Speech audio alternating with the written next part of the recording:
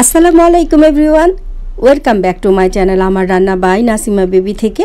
আমি নাসিমা ইসলাম আপনাদেরকে জানাচ্ছি অনেক অনেক অভিনন্দন এবং শুভেচ্ছা।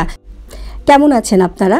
আশা করছি সবাই ভালো আছেন, সুস্থ আছেন এবং নিরাপদে আছেন। আমিও আলহামদুলিল্লাহ আপনাদের দোয়ায় ভালো আছি।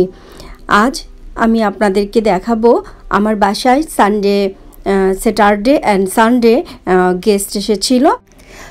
তাদের জন্য আমি ছোট্ট একটু আয়োজন করেছি এবং সকালে আমরা সানডে নাস্তা করেছি। আর কি রান্না করেছি তার একটি ফটো ব্লগ আপনাদের সামনে নিয়ে এসেছি। আশা করছি আপনাদের ভালো লাগবে এবং এই কিছু রেসিপিও আমি পরবর্তীতে আপনাদের জন্য নিয়ে আসব। সেই আশায় আমি আজ আপনাদেরকে দেখাচ্ছি আমি কি রান্না করেছিলাম এবং কিভাবে আয়োজন করেছি, কিভাবে সাজিয়েছি তার একটি সুন্দর ছোট্ট ব্লগ করে আপনাদের দেখানোর চেষ্টা করেছি। আশা করছি আপনাদের ভালো লাগবে। আর ভালো লেগে থাকলে অবশ্যই আমার চ্যানেলটিকে লাইক, কমেন্ট এবং শেয়ার করে দিবেন। আর কমেন্ট করে জানাবেন আপনাদের কেমন লাগলো আর কোন রেসিপিটা আপনাদের ভালো লাগবে আমাকে সেটা কমেন্ট করে জানাবেন। তাহলে আমি অবশ্যই সেই রেসিপিটা আপনাদেরকে দেখিয়ে দিব। তাহলে চলুন দেখি আমি কিভাবে আয়োজন করলাম। এটা আমার ছোট্ট এক কিচেন। আমি আসলে সারাদিন কর্মব্যস্ততায় খুব একটা সাজাতে পারিনি বা ভালো কিছু এত রান্নাও করতে পারিনি। কাজকর্ম শেষে আমি যতটুকু পেরেছি ততটুকুই আমি মেহমানদের জন্য আয়োজন করেছি। আর মাইমনার কথা কি বলবো, মাইমনার তো আমাকে ওর আম্মু বোন ডেকেছে এবং মাইমনা আমাকে এত বেশি পছন্দ করে, এত বেশি ভালোবাসে যা আর কি বলবো। আমার বাসায় আসার কথা বললে মাইমনা আর ক্ষুধা টুধা সব বন্ধ হয়ে যায়। তার কখন আন্টির কাছে আসবো, কখন আন্টির কাছে মিলবে, কথা বলবে, আন্টির হাতে খাবে, এগুলো সব কিছু মিলিয়ে আসলে মাইমনার একটা অস্বাভাবিক ভালোবাসা আমাকে আসলে মন কাড়ে। এই তো এটা আমি মেথি দিয়ে রুই মাছ রান্না করেছি, গরুর গোস্ত রান্না করেছি, মুরগির গোস্ত কারি করেছি, আর এটা বোয়াল মাছের দোলমা করেছি। এটার রেসিপি অবশ্যই আপনাদেরকে আমি দিব। এটা বাসমতি রাইস, আর বাসমতি রাইসে ভাত রান্না করেছি।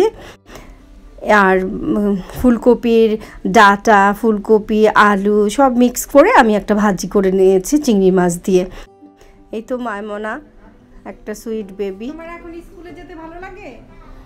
হ্যাঁ, শুনতে বড় কথা বলো, এদিকে দুলে না, বলো তোমার নাম কি?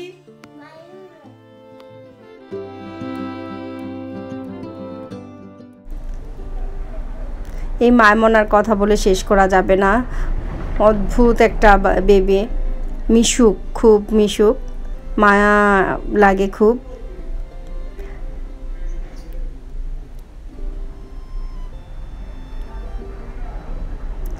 আমি ভাত রান্না করেছি স্যাটারডেতে।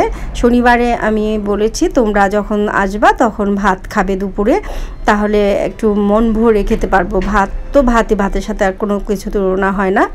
তো ওরা খুব মজা করে খেয়েছে, অবশ্যই আমরাও খেয়েছি, খুব ভালো লেগেছিল। কারণ ভাত দিয়ে সব ধরনের কিছুই খাওয়া যায়।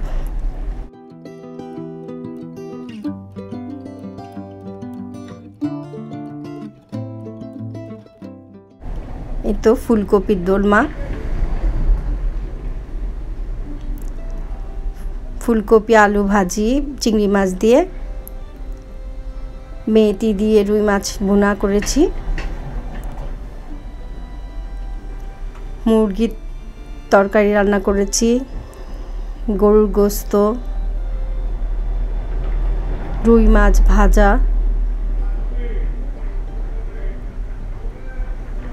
আর সানডেতে আমি শুধু বিরিয়ানি তেহারি রান্না করেছি আর ডিমের দো পেঁয়াজা করেছিলাম। খুবই ভালো লেগেছে কারণ ভাতের পরে দুপুরবেলা এই তেহারিটা অসাধারণ মজা লেগেছিল। আর সালাদ করেছিলাম। খুব শান্তির মতো সবাই খেতে পেরেছি। এই দেখুন ফুলকপি, তাজা সাদা ফুলকপি।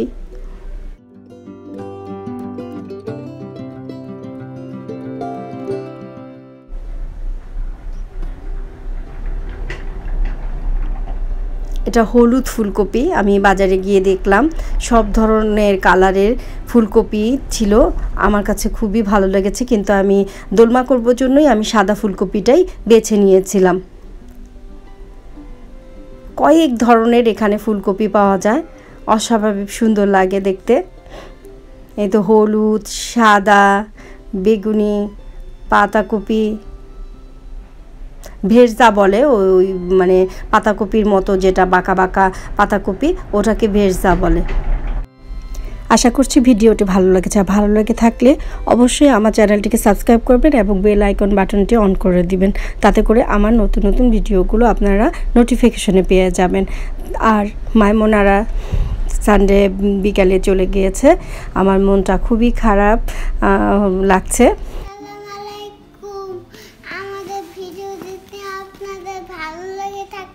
তারপর লাইক, কমেন্ট, শেয়ার এবং সাবস্ক্রাইব করে দিবেন। তারপর পাশে থাকা বেল আইকনটিকে ক্লিক করে দিবেন। সবাই মাইমোনার জন্য দোয়া করবেন এবং ভালো থাকবেন। ফিরে আসবো আজকের রান্নার রেসিপিগুলো নিয়ে। সে পর্যন্ত সবাই ভালো থাকেন, সুস্থ থাকেন। আল্লাহ হাফেজ।